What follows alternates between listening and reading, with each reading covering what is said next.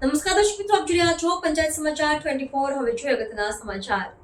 આપ કિસાન સેલ પ્રમુખ રાજુ કરપડા અને પ્રવીણ રામની ધરપકડના વિરોધમાં દાહોદમાં કલેક્ટર મારફતે રાજ્યપાલને આપ્યું આવેદનપત્ર.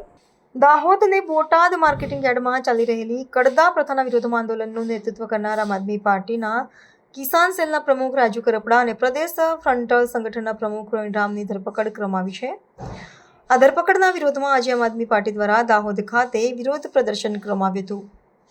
પક્ષના કાર્યકરો અને નેતાઓએ જિલ્લા કલેક્ટર કચેરી પહોંચીને તેમના માધ્યમથી ગુજરાતના રાજ્યપાલને આવેદનપત્ર સુપરત કર્યું હતું. આવેદનપત્રમાં પક્ષે આ બંને નેતાઓની ધરપકડને લોકશાહી વિરોધી અને ખેડૂતોના હક માટે લડતા અવાજને દબાવવાનો પ્રયાસ ગણાવ્યો છે. આવેદનપત્રમાં માંગ કરવામાં આવી છે કે રાજુ કરપડા અને પ્રવીણ રામને તાત્કાલિક મુક્ત કરવામાં આવે અને ખેડૂતોના શોષણ રૂપ એવી કડદા પ્રથાને તાત્કાલિક અસરથી નાબૂદ કરવામાં આવે.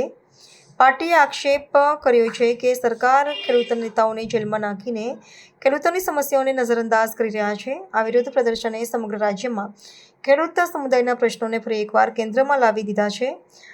આમ આદમી પાર્ટીએ ચેતવણી ઉચ્ચારી છે કે જો ધરપકડ કરાયેલા નેતાઓને મુક્ત કરવામાં નહીં આવે અને કડદા પ્રથા પર કોઈ નક્કર પગલાં લેવામાં નહીં આવે તો રાજ્યભરમાં ખેડૂતોના સમર્થનમાં વધુ ઉગ્ર આંદોલનનું શરૂ કરવામાં આવશે.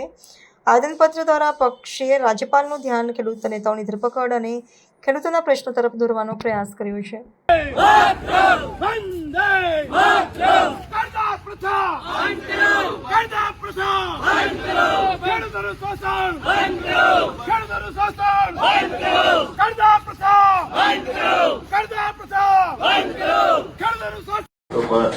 થયેલા અત્યાચાર અને એમને સારું વળતર મળે અને સારો ભાવ મળે અને સાથે સાથે પોલીસ દ્વારા જે ખેડૂતો પર લાઠીચાર્જ કરવામાં આવ્યો છે એમને જલ્દીથી જલ્દી છોડી મૂકવામાં આવે એ બાબતે અમે રાજ્યપાલશ્રીને આવેદનપત્ર આપીએ છીએ. બોટાદના કડદર ગામે ખેડૂતોની મહાપંચાયત મળી હતી.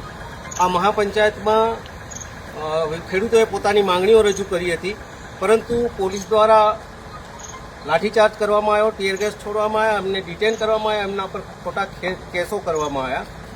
એના વિરોધમાં અમે આમ આદમી પાર્ટીએ આજે સરકાર સામે કેટલીક માંગણીઓ મૂકી છે.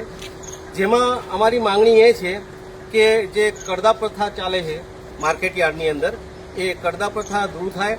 સાથોસાથ ખેડૂતો પર જે ખોટા કેસો કરવામાં આવ્યા છે એ કેસો પાછા ખેંચવામાં આવે અને માર્કેટ યાર્ડમાં જે હરાજી થાય, હરાજી થયા પછી એમનો માલ એમના ગોડાઉન સુધી મોકલવાની જે પ્રથા ચાલુ કરવામાં આવી હતી એ બંધ કરવામાં આવે.